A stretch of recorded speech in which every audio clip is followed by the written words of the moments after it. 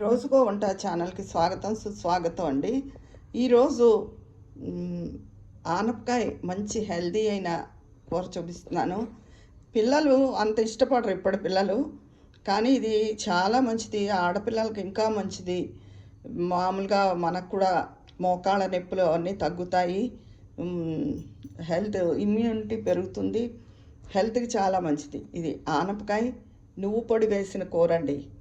ముందు ఈ ఆనపకాయ ముక్కలు ఇలా తరుక్కుని ప్యాన్లో ఉడకబెట్టుకోవాలి. ఇలా నీళ్లు పోసుకొని ఉడకబెట్టుకుంటే మంచిది. ఎందుకంటే కుక్కర్లో పెట్టేస్తే మరీ మెత్తగా అయిపోతాయి, బాగుండదు. ఒక పదును మీద ఉడకబెట్టుకుంటే మంచిది. ఇవి ఇలా ఉడుకుతూ ఉంటాయి. ఇలా వేరే ప్యాన్లో కొంచెం నువ్వుపప్పు, ఒక 5-6 ఎండుమిరపకాయలు, ఒక స్పూన్ జీలకర్ర వేయించుకోవాలండి ఎర్రగా దోరగా. అంటే ఈ పొడంతా వేసుకోవాలని ఏం లేదు.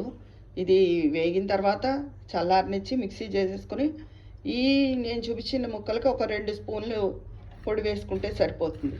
ఈ ఉత్తి పొడి కూడా ఉప్పు కలుపుకుని మనం వేడివేడి అన్నంలో కలుపుకు తింటే చాలా రుచిగా ఉంటుంది, మంచిది కూడా. ఇదిగోనండి, ఇది వేగిపోయింది. ఇంకా ఎక్కువసేపు ఉంచితే మాడిపోతుంది.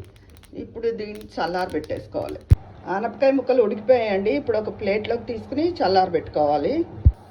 ఇదిగోనండి, ఇందులోకి మినప్పప్పు, ఆవాలు, పోపు అంతే.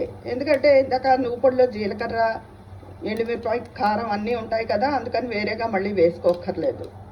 పోపు వేగిందండి, కొంచెం కరివేపాకు వేస్తున్నాను. ఇది ఇందాక వేయించిన నువ్వుపప్పు ఉంది కదా, అది మిక్సీ చేసుకున్న పొడి ఇందులోంచి 2 స్పూన్లు వేసుకుంటే సరిపోతుందండి. ఇదిగోనండి, తగినంత ఉప్పు వేసుకున్నాను, నువ్వు పొడి వేసేసాను. ఈ కూర రెడీ అయిపోయింది. ఇది చాలా హెల్దీ. పీరియడ్స్ వచ్చే పిల్లలకి, ఆడపిల్లలకి, మెనోపాజ్ వాళ్ళకి, అందరికీ, ముఖ్యంగా ఆడవాళ్ళకి ఈ నువ్వు పొడి అన్నది చాలా హెల్దీ అయిందండి. ఇదిగోనండి, ఎంతో కమ్మగా రుచిగా ఉండేది, ఆరోగ్యకరం అయిన ఆనపకాయ నువ్వు పిండి కూర.